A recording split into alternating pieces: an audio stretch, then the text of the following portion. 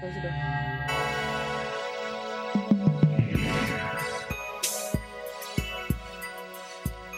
Just close it.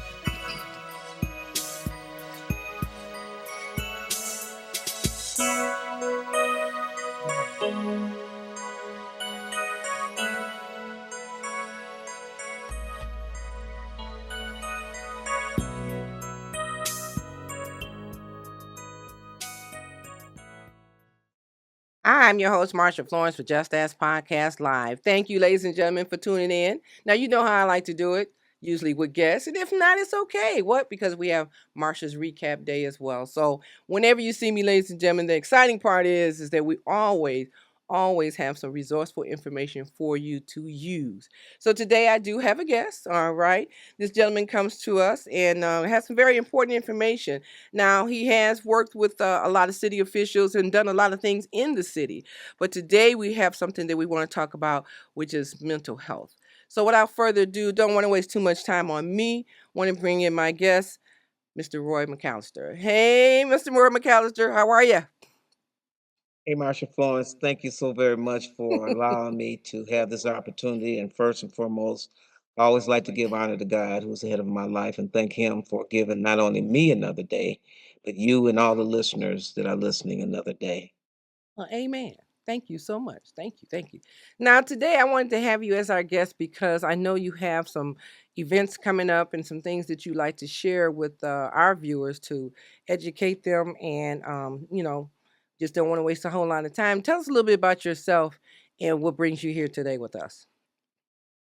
Well, Marsha, I've lived in Detroit, other than college and military. I've lived in Detroit all my life.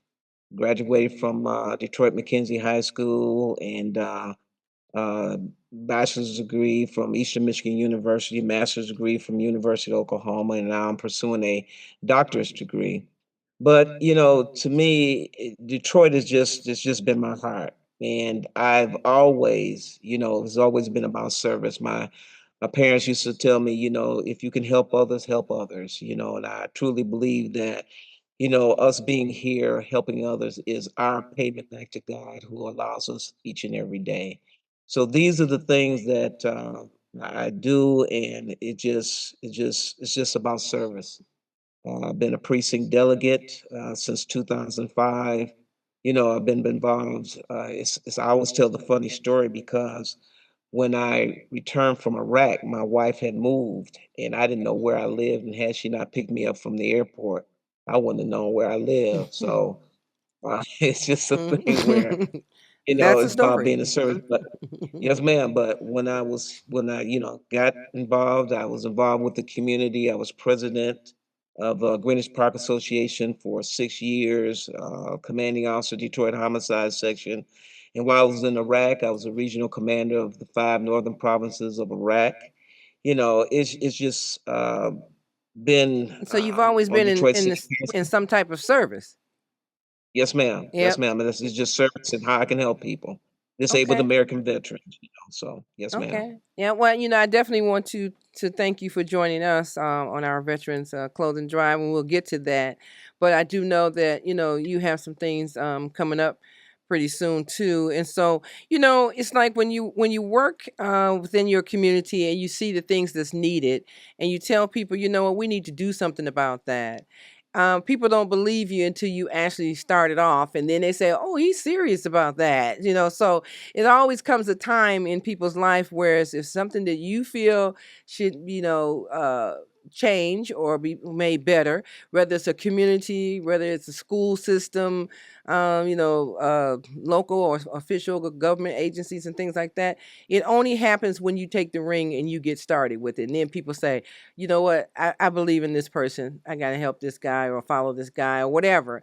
And so I'm one of those people that we try to make sure that our viewers are educated and knowledgeable about what goes on in the state of Michigan and beyond. So just as it's not just local, it actually carries weight through in other areas as well. Now, I wanted to start off with a flyer that you gave us earlier to talk about an upcoming event that you're having. So let's go to this flyer so we can get this in people's mind about June 14th.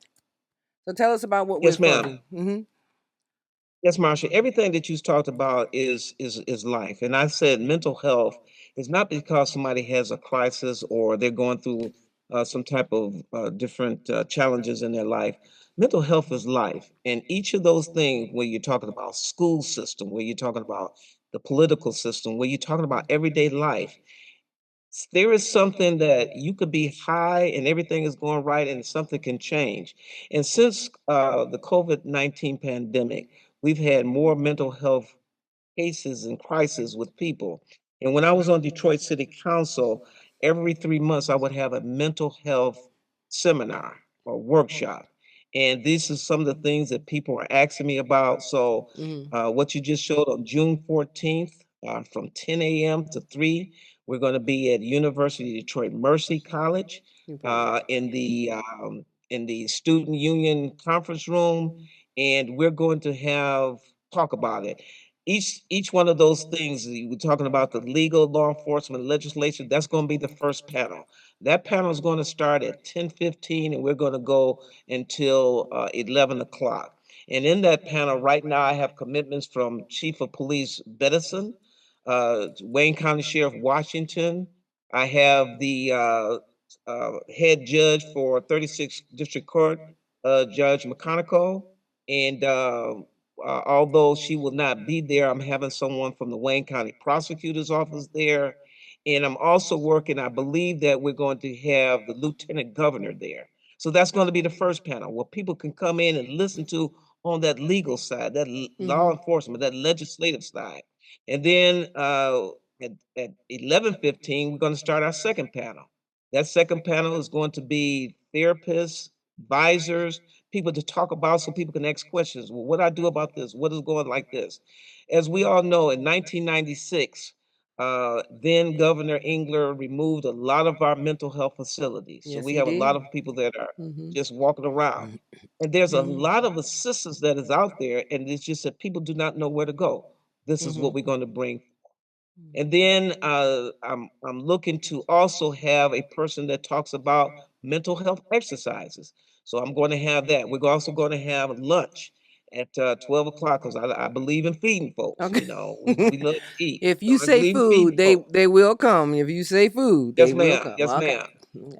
And then that last one, I have a group from another podcast that I had the pleasure of being involved with, and these four brothers was What Up Doe, and they put on a very nice mental health seminar themselves, and they talk about how this thing is affecting young folks. So my objective is, Marsha, is to cover all areas, whether you're young, old, religion, whatever. Mm-hmm. We want people to be able to receive that assistance. Mm-hmm. Okay. Okay. Well said. Well said. Because a lot of people feel like, well, I even included, thought that we were going to, excuse me, recreate the wheel for the mental illness facilities. I just knew they were going to bring them back. I mean, Governor Engler swooped through here, did what he did the damage, and went back out.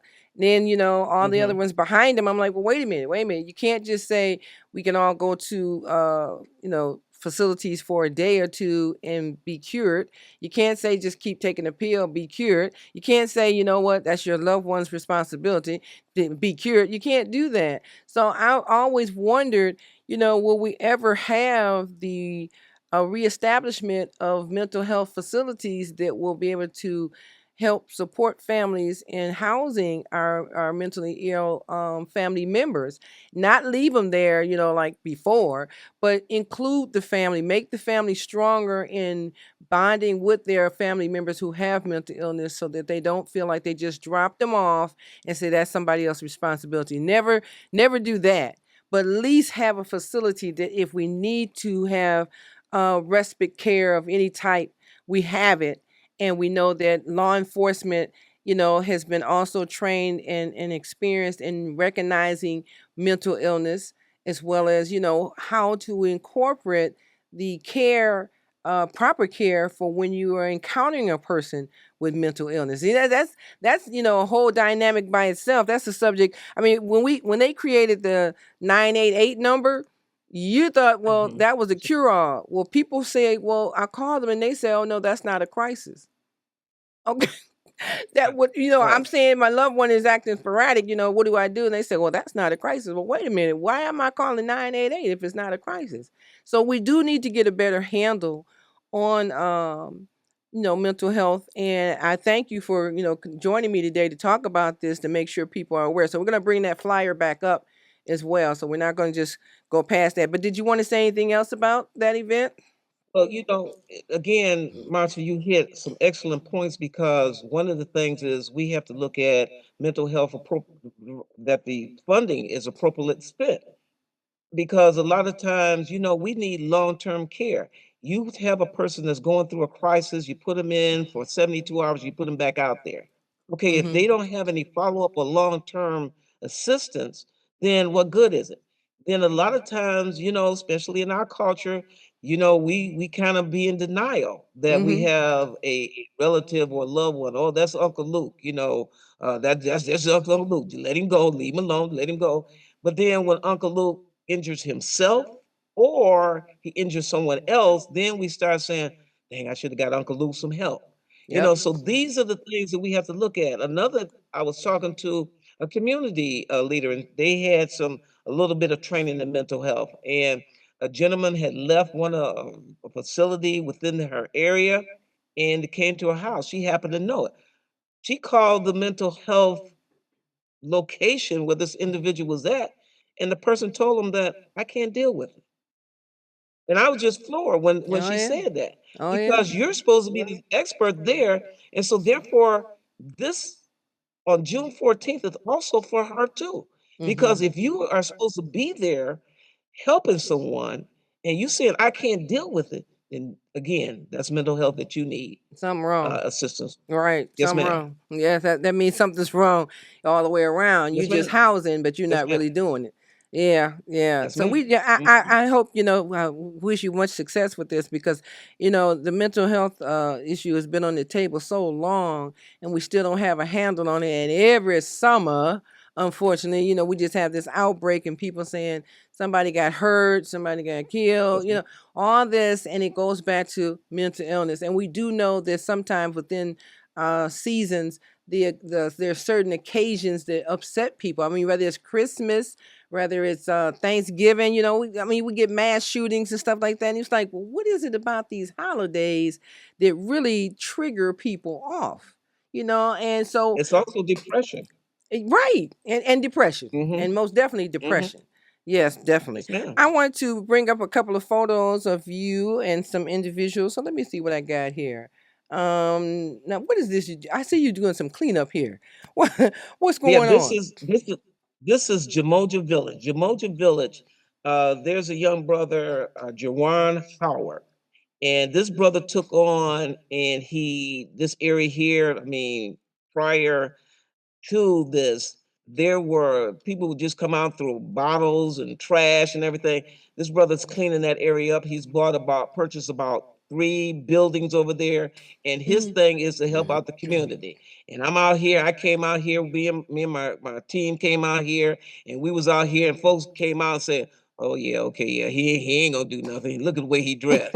And you see me, I'm out here cutting stuff down. I was climbing trees and cutting limbs down and everything because I really appreciated what he is doing. And see, again, Great. going back to mental health, Mhm. the way you live, your environment, that's a Mhm. faction on you Mhm. as far as your mental health. So I appreciate Brother Juwan Howard for what Yeah. he's doing, and this is what we want to do. I applaud anyone and everyone who takes a stance in their neighborhood and decide to do something different to, to Yes, make it ma'am. more secure and enhance its beauty. We just did a show recently with Mama Shu. And it was very Mhm. delightful because I go through Highland Park and I'm like, wow. So she came and visited us, and hats off to her and many others. And like you just said, Joanne. So keep us posted about people like that because we like to put the spotlight on them so people know that Yes, ma'am. people are doing great things in the community, and like I always say, it Yes, starts ma'am. with one but it can end with many. So yeah, I want to talk about the new facility that's going on here. So this picture here says we moved. Now who moved? Because I want to go to the next Right. one, but who moved? This this is Paul Robeson Academy. Ah. And this academy, they did the groundbreaking for the new Paul Robeson Academy. That's myself and of course Dr. Vitti, because Paul Robeson Academy, of course, comes under the Detroit Public School system.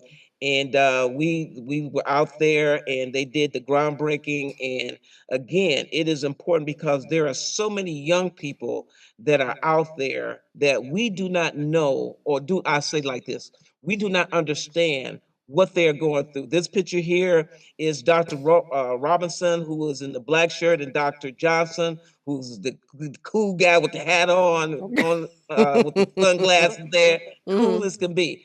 Dr. Robertson is the principal of Paul Robeson Academy, and the three of us have been good friends for some years, and I just appreciate what they're doing because again, it is our young people that are going through a lot through their environment, their home life, just a number of things. And I always say, it's always about, well, we got to educate our children. We got to educate our children. But if a child is not eating at home and they come to school hungry, Mhm. there's no way in the world that they can Right. become educated to learn, because they're Right. hungry. And Right. so Paul Robeson that's one of the things that Dr. Robeson is going to be covering. And I just take my hat off and I just appreciate them so very much. And these are the folks like yourself, Miss Marshall, who I love to be involved with because you're making that impact Well, on thank our you. community. Thank you. Now you Yes, know I ma'am. gotta bring up my picture now, okay? Because I look, everybody must like, well, why is she talking about all these wonderful people? So here, ladies and gentlemen, this is a photo, a wonderful photo of all of us at the first, but not the last, Veterans Men's Clothing Drive that just took place this past April.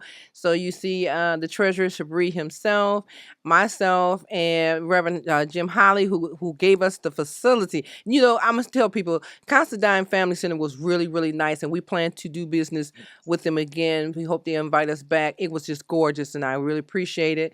There's Lakeisha Hancock, a Foundation for Pops, and Mr. McAllister. There's your fine self on the end. Now, ladies and gentlemen, most of you don't know. If I told you how I met him, you're like, "What?" I'm just going to say briefly. It was a encounter where I was, doing the clothing drive, and I came across Roy McCalister in this beautiful cashmere coat, and I'm admiring the coat, and I had to stop and I said, "Did you mind being involved in the Veterans Men's Clothing Drive?" And he looked at me and he smiled and he said, "Veterans?" And I said, "Yes." I said, "Yes." And from there, it's like friendship ever since. Not only did we strike a friendship because of the Veterans Men's Clothing Drive, but he's a veteran himself. So he knew the impact of what this meant. And so I am so forever grateful for you doing that. And, if I can ever be of any support, you let me know. But it was just an honor to do the Veterans Clothing Drive. We did the Veterans Women's Clothing Drive in December of last year, and then we decided to do the men this year. And so we're going to continue that run to support our veterans, men and women. It just was so nice. All these beautiful clothes, all the stores they gave, all the people that gave out of their personal closet. I was just impressed. I really was. Miss Marsha, I always say God works in mysterious ways because it was just timing that you were coming out that store. In fact, I was getting ready to go by. I always have senior events, and I was purchasing some food for my seniors, and just God just brought us together. Hmm. And we just can't take that away. There was a reason for that. So, like you said, the friendship has been since then, and it's gonna carry on. Well, I thank you because really, like I said, when people are into doing something in the community, they have to find another individual who has that same mutual respect and thought about why not. And then that's how things Yeah, grow. And so, yeah. every time I decide to go into my thinking cap and come up with an idea, I always look for wonderful people to help me make this dream come true. So, like you said, those encounters are just beautiful, just really beautiful. I want to go to a small video now, ladies and gentlemen. This is a video, so we're just going to show pieces of it. And Ms. McAllister, I want you to just kind of fill us in. So I'm trying to figure out which way to go, but I think I want to start with this one.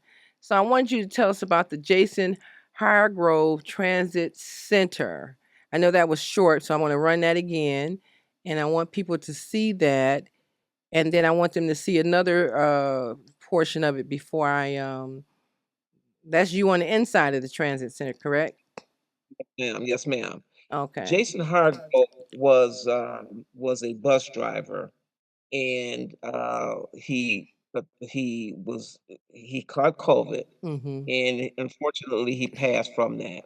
And Mhm. when I was on council, we helped push to get that transit center, which is actually on the state fairgrounds, the same area where the new Amazon distribution and fulfillment center is. And, we looked at that, and my thing was, why should people, because if you remember the old one, people would be standing out in the rain, in the cold, bus drivers would have to stop. This is a facility where a bus driver can go in and get them a break. The people, as you will see how that shed is there, people can Mhm. stand in either on the little outside bus or they can stand inside, out of the rain, out of the cold. And, it's just something that we have to start looking out, making sure that people are taken That's care of. great. Your senior citizens shouldn't be sitting up there in the rain and the cold waiting on the bus. Mhm. So this is something that, again, we have to look at how do we accommodate people and how do we help their mental health? That's great. Now, I've got to show this picture of Jason Hargrove. Yes, That is a beautiful yes, picture. And I remember yes, I remember that gentleman being on the news. I remember seeing him on the yes, ma'am. news, explaining the importance of the safety of the bus Yes, ma'am. drivers during the COVID period. And, Yes, no sooner that he was advocating for better, care and secure for the bus drivers, he passed. And we don't want to yes, forget ma'am. about, anyone that you know passed from COVID. I had some loved ones, my sister, and it just breaks my heart when I think about all the stuff we did for security, to care, to make sure she was safe, to make sure we were safe, and still something happened, And so we have to, sometimes people say, well, it's just that person's time. It may have been that person's time, but we don't agree with how they went. Okay, so and Yes, I ma'am. just, Yes, yeah, ma'am. I just say that. So really hats off to all of you who put that together for the Hargrove family to make that, facility come to light. And I want to just show it again. It's really that is really nice. That is really, really nice. So I'm gonna say this: the state fairground did not go to waste. It did not go to No, waste. ma'am. No, ma'am. And one thing I want to add, Marsha, is you hit it on the head. When you talk about police, you talk about fire, you talk about bus drivers. These are first responders that have to deal with the public.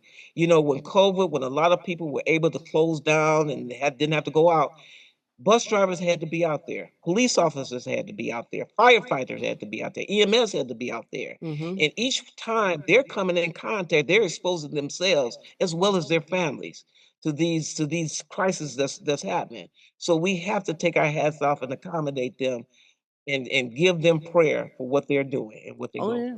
through. Because when you go to school, or if you don't go to school, whatever it is that you say to yourself, I want to be this when I grow up, or I wanted this kind of job, you putting all your energy into doing this job. But there's a safety mechanism that always have to go with Yeah, every job. I don't care what job it is. There's a safety protocol for everything that we do. And if if, yes, if it's ma'am. one wrong slip, somebody gets hurt or somebody dies behind something, all of a sudden the whole community is like, well, I thought that was an easy job, or I thought that was something that, that they had control of. We have no control over God's green earth. So we don't ever know when something will and will not happen. But to have a condition or disease or whatever that came through our country, period, and devastated everybody and everything, do you really think we're ready now, or do you think that we're better educated or equipped now if something was to occur again, such as COVID? No, ma'am. No, ma'am. We really not because, let me go back to the bus drivers. One of the things that I pushed was if you look now, there is barriers between the bus drivers and those that's coming on the bus because we would have people to come on and just attack bus drivers. Yep. But and going back to your question, as far as that, in 2019, I went to Cuba, and this was just before the pandemic. Now, Cuba has the best medical school in the world. And the things that I looked at, Marsha, and the things that I learned, I was like, oh my God, we're like a third world country. When I got back, COVID hit, and you see what happened. And Mm-hmm. Cuba really had, I mean, they are so that if you go out of country and you come back to Cuba, you definitely have to go to the doctor.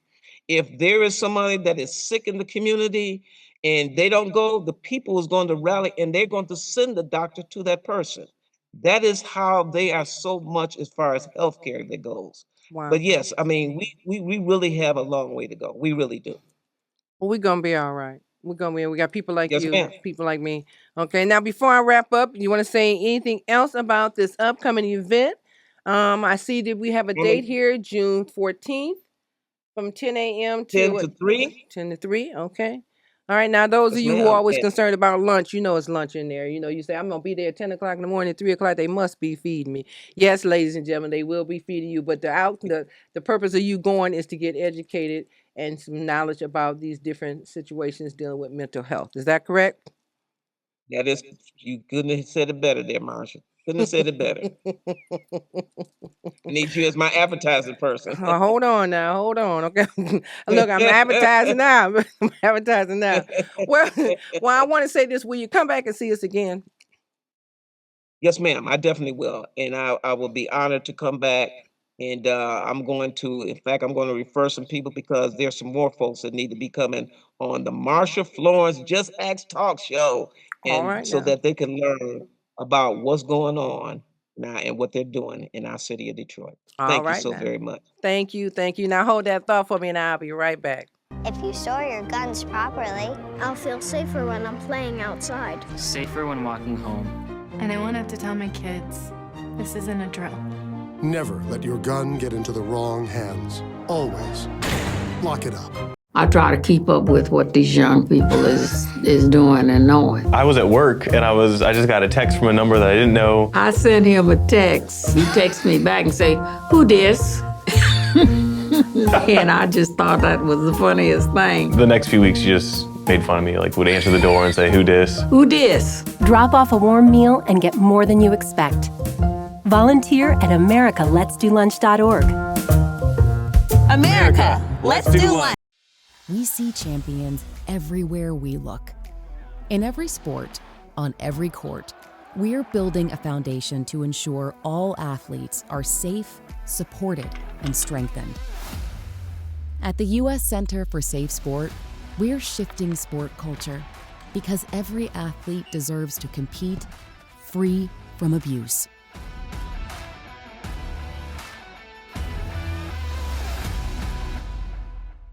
Now, ladies and gentlemen, you know how I am. I always like to have exciting guests and information for you. And Roy McCalister Jr. today was very much one of those guests that you need to hear about. So definitely keep in mind the date of June 14th at the University of Michigan, University of Mercy College, the 6 Mile campus. And if you missed that, just give us a call, 1-800-323-5336, and I will refresh your memory and get that information over to you, as well as any contact information from any of our guests that you've seen in the past, or if you have a show idea.